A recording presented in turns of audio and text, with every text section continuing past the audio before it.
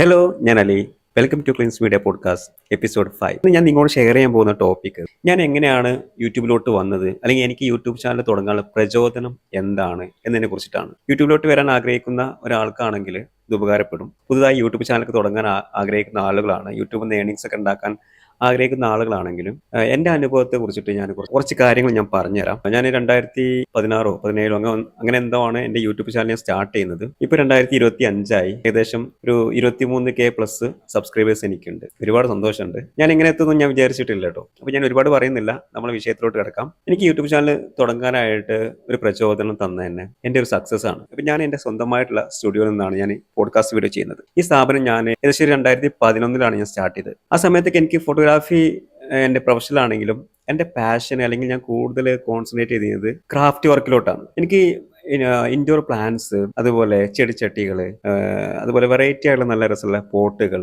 അങ്ങനത്തെ ഒക്കെ ഓരോ വസ്തുക്കൾ എങ്ങനെ അത് നിർമ്മിച്ചു അല്ലെങ്കിൽ അത് എങ്ങനെ ഉണ്ടാക്കിയെടുത്തു, അതിൻ്റെ ഒരു ബിഹൈൻഡ് ദ സീക്രട്ട് ഉണ്ടാവില്ലേ, ബാക്കിലുള്ള സീക്രട്ട്, അത് അറിയാനായിട്ട് ഭയങ്കര കൗതുകമായിരുന്നു ഞാൻ. അപ്പോൾ ഞാൻ ചെയ്യുന്ന പരിപാടി യൂട്യൂബിൽ സെർച്ച് ചെയ്ത് കൊടുക്കും. അന്നൊക്കെ എന്ന് വെച്ചാൽ എനിക്ക് തോന്നുന്നു 14-13 സമയത്തൊക്കെ യൂട്യൂബിൽ മലയാളികളില്ല, ഇംഗ്ലീഷുകാരാണ്. അപ്പോൾ അവർ ഒരുപാട് ക്രാഫ്റ്റിൻ്റെ വീഡിയോസ് ഞാൻ അങ്ങനെ കാണും. അതെന്നെ എനിക്ക് തോന്നുന്നു പിൻട്രസ്റ്റ് ഉണ്ട്, ഞാൻ അതിൽ കുറേ നോക്കും. അപ്പോൾ എനിക്കിങ്ങനെ കുറേ ഐഡിയാസ് കിട്ടും. അപ്പോൾ അതിലെനിക്ക് ഏറ്റവും കൂടുതൽ ഇഷ്ടം എന്ന് വെച്ചാൽ ഈ സെറാമിക്കിൻ്റെ ഒക്കെ ഓരോ പോട്ടുകൾ ഇവരുണ്ടാക്കിക്കൊണ്ടിരിക്കും. എന്ത് വസ്തുവാണെങ്കിലും ഇപ്പോൾ എൻ്റെ കയ്യിൽ ഒരു ടോയ് കിട്ടുകയാണെങ്കിലും അത് എങ്ങനെ നിർമ്മിച്ചു എന്നുള്ളതാണ് ഞാൻ നോക്കുക. അപ്പോൾ ഞാൻ യൂട്യൂബിൽ നിന്ന് സെർച്ച് ചെയ്യുമ്പോൾ അതിലൊരു മോൾഡ് ഉണ്ട്. ആ മോൾഡിൽ ലിക്വിഡ് ഒഴിച്ചിട്ടാണ് ഈ ഒരു വസ്തു നിർമ്മിക്കുന്നത്. അപ്പോൾ ഞാൻ ഈ ഒരു പോട്ടുണ്ടല്ലോ ഇപ്പം എൻ്റെ കയ്യിൽ, ഇപ്പം നിങ്ങൾക്ക് കാണിക്കാൻ വേണ്ടി എടുത്താണ്. ഇത് ഞാൻ ഉണ്ടാക്കിയതാ, കോപ്പി പേസ്റ്റ് ആണ്. ഇത് ഞാൻ മോൾഡ് വെച്ചിട്ട് ഉണ്ടാക്കിയെടുത്തതാണ്. അപ്പം ഇതെങ്ങനെ ഉണ്ടാക്കി എന്നുള്ളതും എന്താണ് ഇതിന് മെറ്റീരിയൽ എന്നും എങ്ങനെ ഇത് ഉണ്ടാക്കി എന്നുള്ളതൊക്കെ ഞാൻ യൂട്യൂബിൽ ലിങ്ക് ഞാൻ ഡിസ്ക്രിപ്ഷനിൽ കൊടുത്തിട്ടുണ്ട്.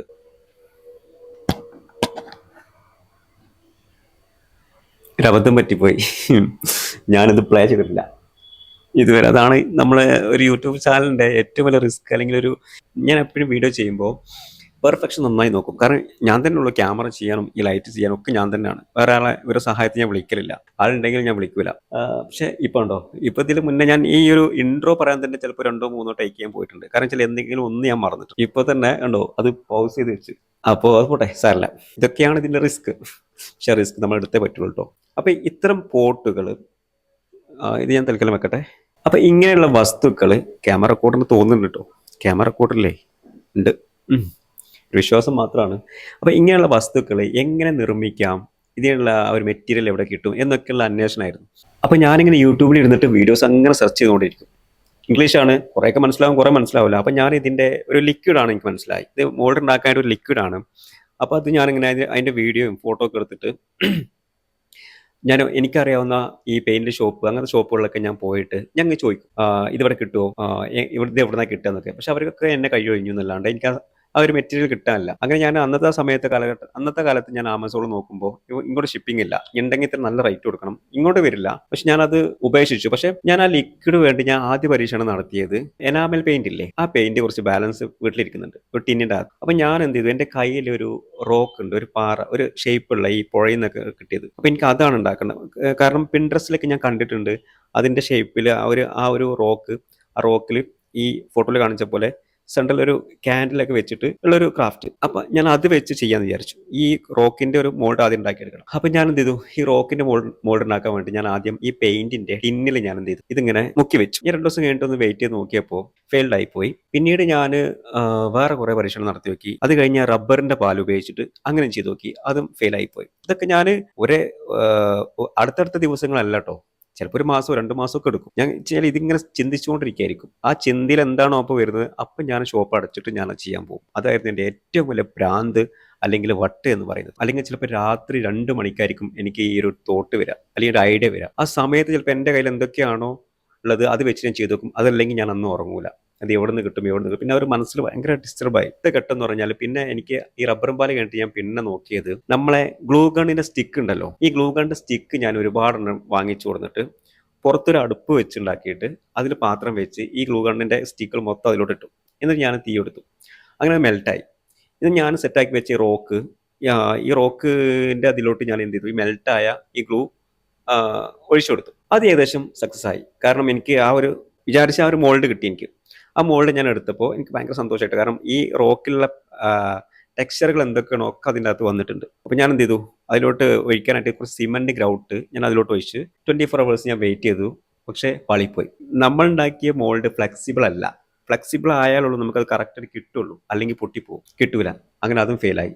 അങ്ങനെ കുറേ കഴിഞ്ഞപ്പോഴാണ് ഞാൻ ആ ശ്രമം ഉപേക്ഷിച്ചു. ഇനി വേണ്ട, കാരണം ഒരുപാട് ഞാൻ ആദ്യമേ നടക്കൂലാന്ന് തോന്നി, ഈ മെറ്റീരിയൽ കിട്ടൂല എനിക്ക് തോന്നി. അപ്പോഴാണ് വീണ്ടും ഞാൻ എപ്പോഴോ ഇരിക്കുന്ന സമയത്ത് ഒരു വീഡിയോ കാണുന്ന ഇടയിൽ സിലിക്കോൺ വെച്ചിട്ട് എങ്ങനെ മോൾഡ് ഉണ്ടാക്കുക എന്നുള്ള ഒരു ഇംഗ്ലീഷുകാരൻ്റെ വീഡിയോ ആണ്. ഞാൻ വേഗം നോക്കി വീഡിയോ മുഴുവൻ കണ്ടു, പൗസ് ചെയ്തു, വേഗം ഇറങ്ങി ഓടി സിലിക്കോൺ വെച്ച് പിടിച്ച് അത് കൊണ്ടുവന്ന് സെയിം സാധനം ഒന്ന് വെച്ച് നോക്കി ഉണ്ടാക്കി. പക്കാ പെർഫെക്റ്റ്. അതിന്റെ വീഡിയോ ഞാൻ യൂട്യൂബിൽ ഇട്ടിട്ടുണ്ട്, ഡിസ്ക്രിപ്ഷനിൽ ലിങ്ക് കൊടുക്കാം. അങ്ങനെ ഉണ്ടാക്കിയതാണ് ഞാൻ ഈ പറഞ്ഞ നേരത്തെ കാണിച്ചെന്ന ആ ഒരു പോട്ട്. ഇത് മാത്രമല്ല കേട്ടോ, ഒരുപാട് ഐറ്റംസ് ഞാൻ ഉണ്ടാക്കി. അപ്പൊ ഈ ഉണ്ടാക്കിയതൊക്കെ എനിക്ക് മറ്റുള്ളവരെ കാണിക്കണം. കാരണം എൻ്റെ അടുത്ത് ഇങ്ങനെ ആളുകൾ വന്ന് പറയും, എടാ അലി അടിപൊളിയാണല്ലോ, ഇത് ഇയ്യന്നെ ഉണ്ടാക്കിയതാണോ, ഇത് ഒരു യൂട്യൂബ് ചാനലൊക്കെ തുടങ്ങും, എന്നിട്ട് അതിലൊക്കെ ഇട്. അങ്ങനെയാണ് എനിക്ക് ആ തോട്ട് വന്നത്. അങ്ങനെ ഞാൻ ഒരു യൂട്യൂബ് ചാനൽ തുടങ്ങി. എനിക്ക് ഒരുപാട് വ്യൂസ് കിട്ടണം അങ്ങനെ ഉദ്ദേശമല്ല, ഞാൻ ഉണ്ടാക്കുന്ന അല്ലെങ്കിൽ എന്താണോ ഉണ്ടാക്കുക മറന്നു പോകരുത്, പിന്നീട് എനിക്ക് അത് ഓർമ്മിക്കാൻ ഈ വീഡിയോ കാണണമല്ലോ. അങ്ങനെയാണ് ഞാൻ യൂട്യൂബിൽ വീഡിയോ ഇടാൻ തുടങ്ങിയത്. വീഡിയോ ഇടുമ്പോൾ എനിക്ക് പക്കാ പെർഫെക്റ്റ് ആണ്. ഈ പറഞ്ഞ പോലെ ക്രാഫ്റ്റിന്റെ കാര്യത്തിലാണെങ്കിലും പെർഫെക്ഷൻ ആവശ്യമാണ്. എനിക്ക് തട്ടിക്കൂട്ട് പരിപാടിനോട് താല്പര്യമില്ല. ഈ പറഞ്ഞ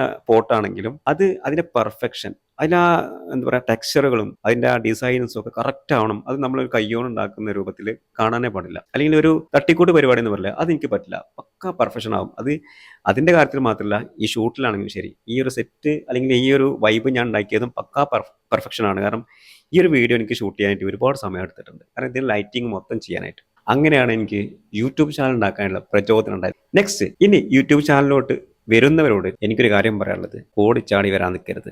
ഒരുപാട് പേര് ക്യാഷ് പോയ ആൾക്കാരുണ്ട്. ക്യാമറ വാങ്ങിച്ചിട്ടും മൈക്ക് വാങ്ങിച്ചിട്ടൊക്കെ സങ്കടം പറഞ്ഞ് വരുന്ന ഒരുപാട് പേരുണ്ട്. കാരണം അവരെ ക്യാമറ വിൽക്കാനായിട്ട് എന്നെ വിളിക്കും. അങ്ങനെ അബദ്ധം പറ്റി വരുന്ന ഒരുപാട് പേരുണ്ട്. യൂട്യൂബ് ചാനൽ തുടങ്ങുന്നതിന് മുൻപ് എൻ്റെ അടുത്ത എപ്പിസോഡ് കൂടി കണ്ടിട്ട് നിങ്ങൾക്ക് തീരുമാനിക്കാം തുടങ്ങണോ തുടങ്ങണ്ടേ. കാരണം ഈ യൂട്യൂബിന്റെ അപ്ഡേഷൻ പറയുന്ന കുറേ യൂട്യൂബേഴ്സ് ഉണ്ടല്ലോ, അത്ര വ്യൂസ് കിട്ടും, ഇത്ര വ്യൂസ് കിട്ടും, അത്ര പൈസ കിട്ടും, ഇത്ര പൈസ കിട്ടും, അങ്ങനെയൊക്കെ പറഞ്ഞ് മോട്ടിവേറ്റ് ചെയ്ത് അവർ വലിയ സാമ്പത്തിക ബാധ്യതയിലോട്ട് ചാടിക്കുന്ന യൂട്യൂബേഴ്സ് ഇഷ്ടം പോലെ ഉണ്ട്. അപ്പോൾ അതുകൊണ്ട് എൻ്റെ അനുഭവത്തിൽ നിന്ന് കുറച്ച് കാര്യങ്ങൾ ഞാൻ പറഞ്ഞുതരാം. എന്നിട്ട് തീരുമാനിച്ചോ തുടങ്ങണോ, അല്ലെങ്കിൽ തുടങ്ങിയിട്ട് എന്തൊക്കെ കാര്യങ്ങൾ ചെയ്യണം, ഫസ്റ്റ് സ്റ്റെപ്പ് എന്താണെന്നൊക്കെ എൻ്റെ അനുഭവത്തിൽ ഞാൻ പറഞ്ഞുതരാം. അടുത്ത എപ്പിസോഡ് നമ്മൾ അതായിരിക്കും. ഈ വീഡിയോ നിങ്ങൾക്ക് ഇഷ്ടപ്പെട്ടെങ്കിൽ നിങ്ങളെ കൂട്ടുകാരായിട്ട് പങ്കുവെക്കുക. നിങ്ങളുടെ ഓരോ ലൈക്കും സബ്സ്ക്രൈബും ഷെയറും ഒക്കെയാണ് എനിക്ക് മുന്നോട്ട് പോകാനുള്ള പ്രചോദനം നൽകുന്നത്. Okay, thank you for watching this video.